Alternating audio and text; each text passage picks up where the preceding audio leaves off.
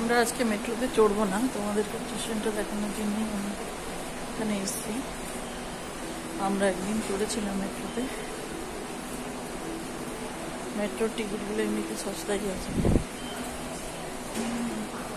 এটা হচ্ছে ট্রেনে চড়ার জন্য গেট। ইন্ডিয়ার মতোই সব সিস্টেম।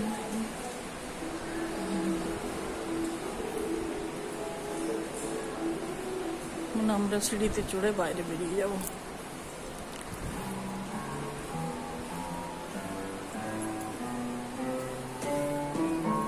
সিঁড়িতে চললে এখানে পিয়ানোর মতো আওয়াজ হচ্ছে।